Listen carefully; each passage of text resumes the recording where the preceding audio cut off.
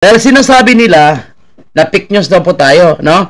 Sinasabi nila, mga kababayan po natin, na fake news daw po si PRRD.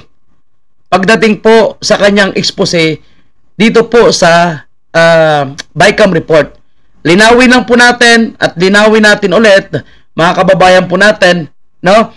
Ang tinutukoy ni Congressman Ongab at tinutukoy ni PRRD ay hindi po yung GAA report. Obviously, yung GAA, bago nila isabatas yan, kailangan nila ma-fill in the blank yung mga blanco sa bicameral report. So, talagang kompleto na. Kaya, taliwas, no, sa katanungan at gusto makahanap ng kasagutan, kalinawan ni PRRD, ang sagot ni Bongbong Marcos at ni Bersamin.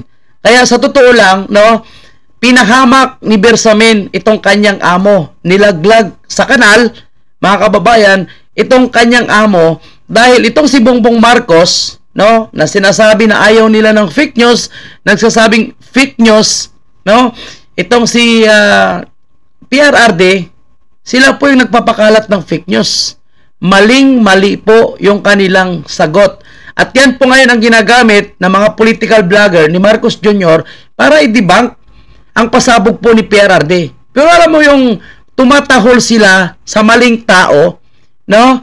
Nagre-react po sila sa maling katanungan. At ang sinasabi nilang fake news ay hindi rin naman iba yung tinatanong ni PRRD at iba yung sinabi ni Marcos Jr. So obviously, talagang may diferensya doon sa mga kasagutan nila. Dahil ang tinatanong at pinapakita ng mga dokumento na mga questionable ay sa bicameral. And hindi po yan gawa-gawa ni PRRD. Dahil mismo si Amy Marcos nagsalita sa plenary ng Senado at kini-question niya bakit may mga blanco at bakit may mga kulang dokumento doon sa bicameral report. At ang sabi ni Amy Marcos, hindi po siya pumirma dahil may nakita siya mga blanco and questionable. And kasi kahapon may mga nagtatanong sa atin, no? Sino po ba yung pumirma? Sino po ba yung hindi pumirma? So, yan po yung ating ipapakita ngayon para sa kalinawan ng ating mga kababayan. So, ito proof, no?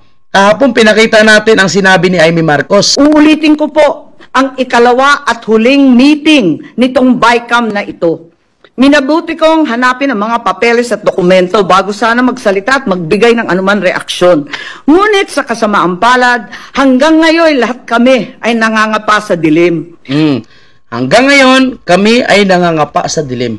Diyan pa lang sa kanyang termino na ginamit, nangangapa sa dilim, ibig lang sabihin, mga kababayan po natin, wala po silang pinipresenta sa mga senador, no? Yung mga dokumento, doon pa lang, no? Bakit kailangang itago yung mga dokumento? That is supposed to be a public documents, no? Dapat kapag katapos ng meeting, no, ipipresenta agad. So bakit hindi mo ipipresenta? Bakit hindi ipapakita? Nagpapatunay lang na may masama silang plano doon sa mga dokumento na dyan. And here we come, no? Ang sabi nga po ng kasabihan ng mga matatanda, no, na walang sikreto na hindi nabubunyag, no? Ito na, diba?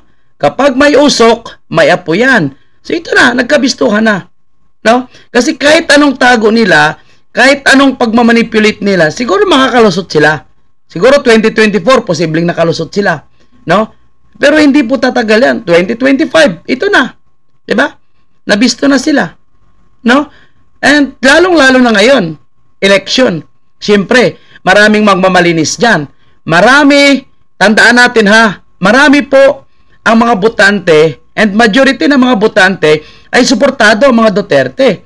So ngayon, dahil parating na yung eleksyon, kailangan nila maglinis. Kailangan nila ngayon kumuha ng mga botante ng mga Duterte. So marami ngayon ang magmamalinis. Tingnan nyo, no? Bago natin ipagpapatuloy, mga kababayan po natin, itong sinasabi po ni Senator Amy Marcos, tandaan nyo lang, yung kanilang gustong impeachment na mangyari kay Vice President Sara, matagal na nilang niluluto. Diba?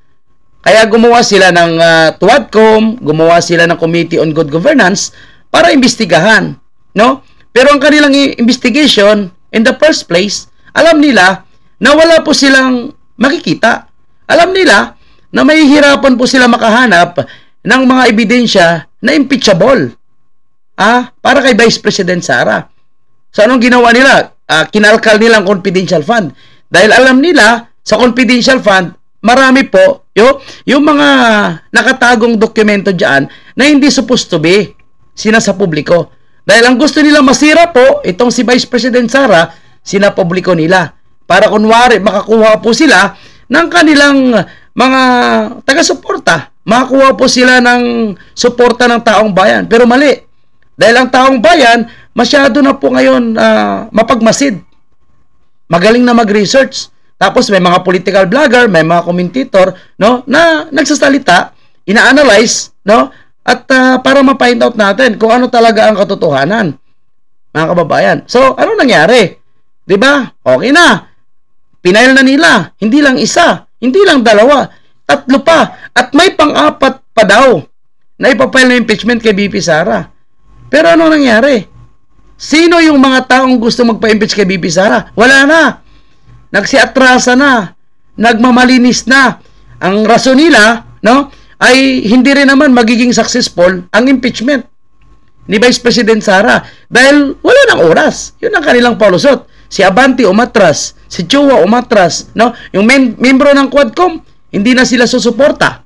Ilan na yung pumirma? 6. Kasi bigla silang natakot nung lumabas ang taong bayan, particularly yung grupo na Iglesia ni Cristo at yung mga nakiisa na iba't ibang sektor ng simbahan.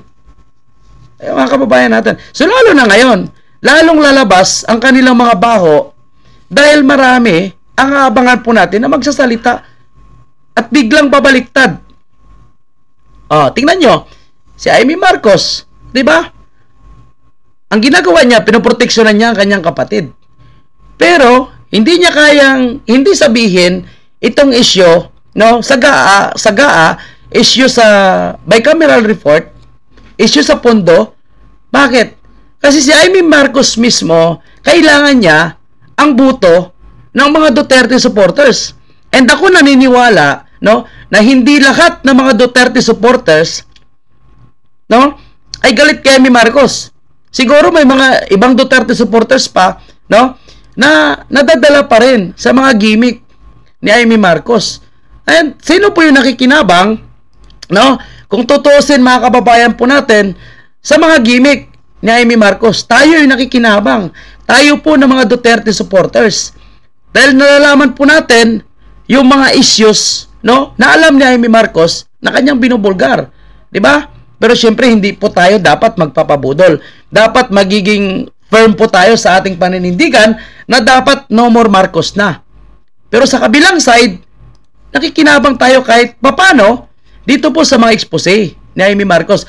And isa po itong sinasabi ko na tayo po ay nakikinabang sa expose niya, itong pagsalita niya sa plenary, no, patungkol sa mga blanco at mga nawawalang dokumento sa bicameral report, at ito po ay bilang patunay at tumutugma sa pasabog ni PRRD at ni Congressman Ongab.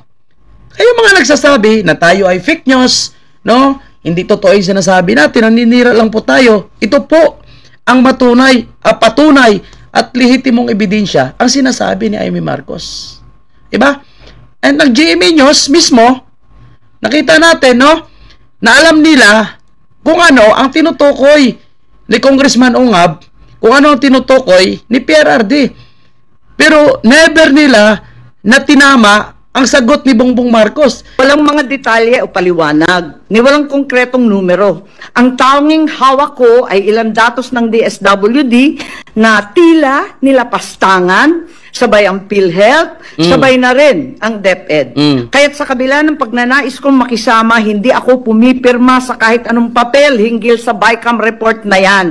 At nagsusulong magbislabis ang MAIP at pagpiestahan ang DPWH. Wow. Paano naman ako pipirma sa blankot kulang-kulang na papel? Tama yan ha. Hindi galing sa akin yan. No? Yan po ay galing kay Amy Marcos. Paano ako pipirma sa blanco at kulang-kulang na papel? Napakalinaw po yan ha.